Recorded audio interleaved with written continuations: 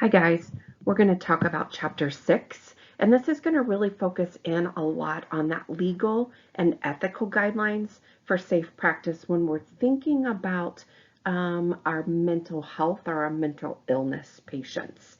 So we are going to get started here.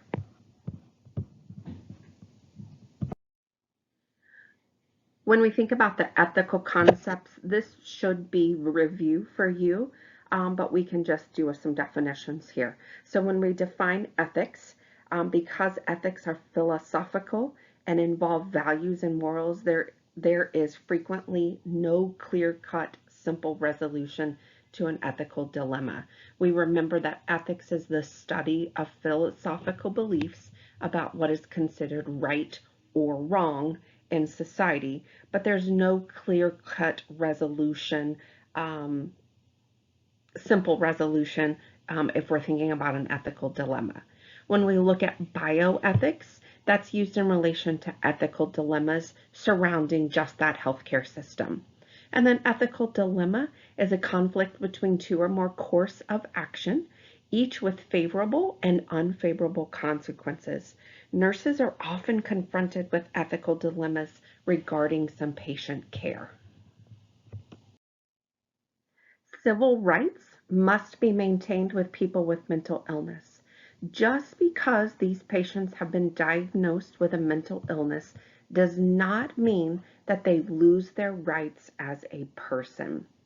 The same rights under federal and state laws for each facility, and they don't lose those rights if they are admitted into an inpatient unit. Many state laws underwent substantial revision in 1963. The law basically stating that mental illness patients would receive community-based care or more humane care versus that institutional care. When we talk about admission procedures, there's lots of different types of admissions, and you're probably familiar with a lot of these too, right? Informal, voluntary, involuntary are those three main ones that you've probably already heard about. When we talk about informal admission, that is patient sought. It's the least restrictive. There's no formal application, no pose for risk or threat to self or others. Very similar to you or I going to the hospital to maybe get just our appendix removed. That's that informal admission. What we see most often with our mental health is that voluntary and involuntary admissions. Voluntary is usually sought by the patient or the guardian. The patient is considered competent.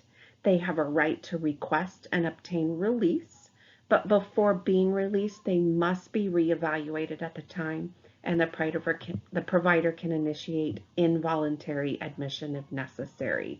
So once they've had, if they're like, nope, I'm done, I'm out of here, and they are competent, they are going to get reevaluated. And at that point, if the provider is concerned enough, then they can make that patient involuntary.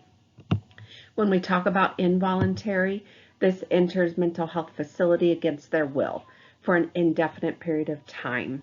Two medical professionals that collaborate and agree for admission, or a family member that can document why the patient may be at harm for themselves or others. Legal counsel might be involved if that patient chooses. If the patient's not released by a judge, then involuntary admission proceeds. So that involuntary admission is very, very much driven by our medical professions and our legal system.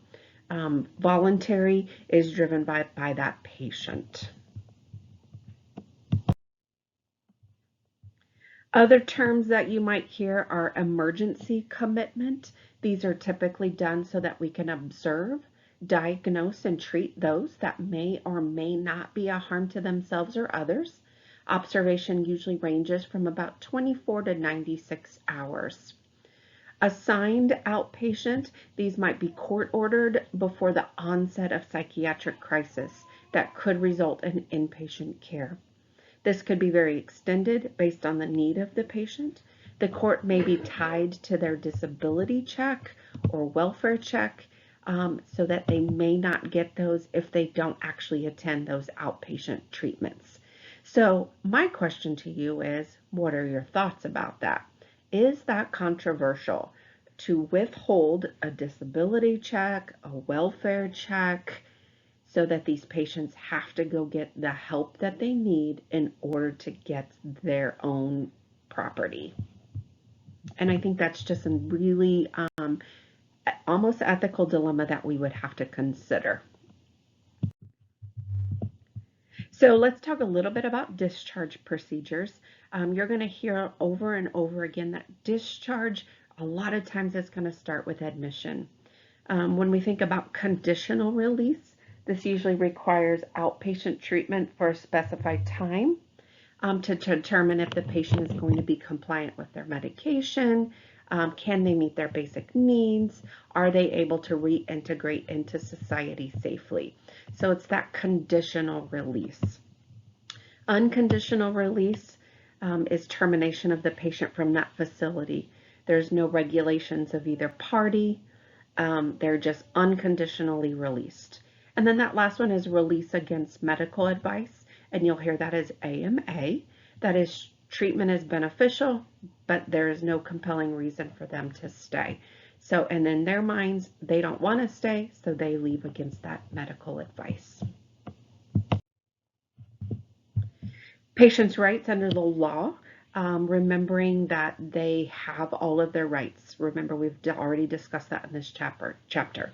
So they do have the right to treatment, which means that the environment needs to be humane, the staff must be qualified, and the care is very individualized for that patient. They have the right to refuse medications. They can withhold or withdraw consent at any time. This is a lot of times where our medications come into play. Even though a patient is involuntarily admitted, this does not mean that we can force them to take medications.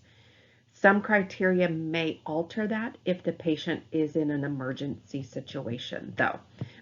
So remember, they still have that right to refuse treatment regardless of voluntary or involuntary admission. The right to informed consent, meaning a physician provides information regarding a procedure before it's done. That's with anybody that walks into our hospital or our medical facilities. They need to know the risks. They need to know the benefits. Are there any alternative treatments? Those all have to be reviewed. And you can see a really great list on page 96 of what the patient must know before they sign that consent. So in saying all of this, informed consent is given to those that are able to make that decision and are competent. If the patient is deemed incompetent by the legal system, then it will go to a guardian. That could be a spouse, an adult child, maybe a grandchild, parent, adult sibling, adult nephew or nieces. It's going to go to some guardian that is more competent that can take that consent into consideration.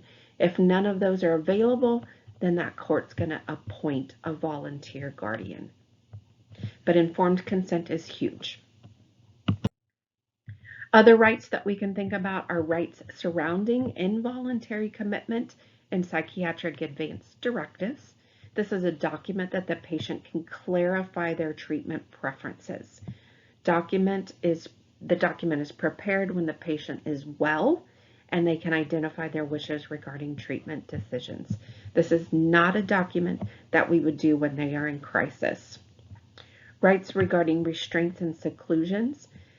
History of restraints and seclusion is marked with abuse, overuse, and punishment, and we don't want to promote this. And by law, we are not allowed to. Reduction in movement of the patient. We also have to think about chemical restraints. So that's our medications. Medications that are not being used to treat their condition are chemical interventions that may restrict them. They may restrict their physical ability, which is a restraint. We cannot inhibit their ability to think clearly. Seclusion is confining a patient to a room against their will. leaving them alone, preventing them from leaving, and this is usually only done if the patients are endangering themselves or others. Seclusion can be requested by the patient, and that is considered a timeout, but the door is left open. They can come and go as they please. So be aware of restraints versus seclusion, and understand that restraints are not just those physical restraints that you see. You can also see them chemically with medications. Right to confidentiality. A healthcare provider is prohibited to disclose any privileged information without that patient's consent. So let's talk a little bit more about patient confidentiality. Confidentiality you're going to hear throughout your whole nursing schooling as well as nursing in general. So confidentiality is very, very important.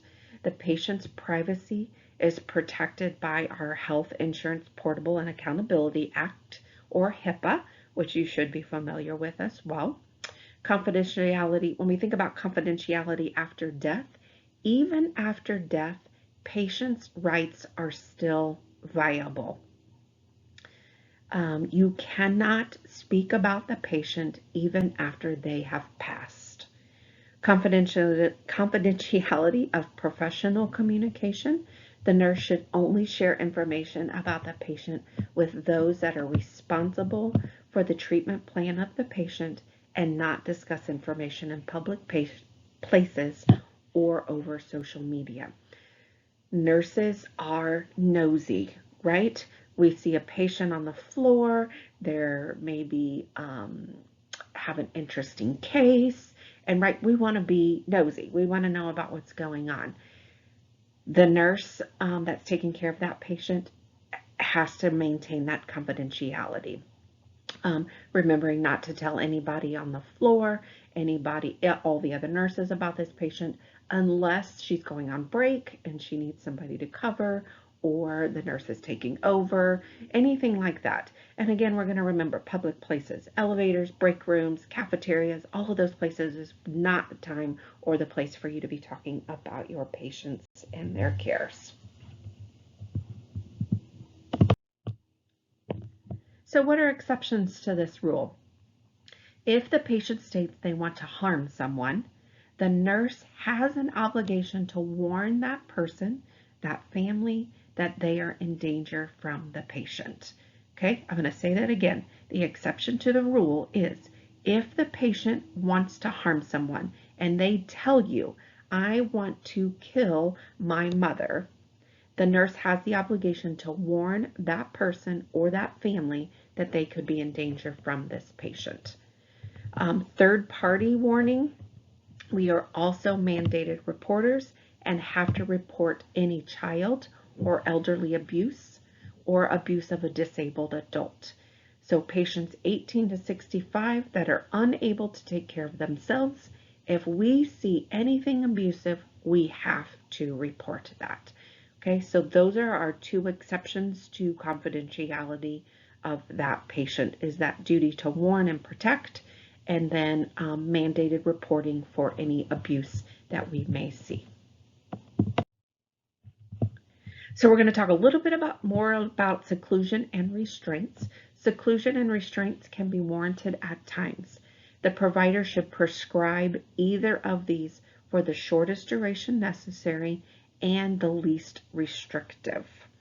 So when we talk about restraints, we can talk about physical or chemical, right? Physical are those restraints we see where they're kind of tied down to the bed. Chemical are those medications that we give that really inhibit a lot of their ability. Least restrictive measures are our maybe verbal interventions, right? Can we divert them? Can we redirect them? Can we give them a calm, quiet environment? Those would be our least restrictive measures, right? If we can talk them off the ledge, we can divert some of those actions, we can keep them in a calm, quiet environment, that's lot least restrictive than tying them to the bed or giving them some kind of medication that's going to inhibit some of their thought processes. If least restrictive measures don't work, the nurse must then go to those restraints or seclusion for the safety, not only of the patient, but maybe of the staff or anybody else.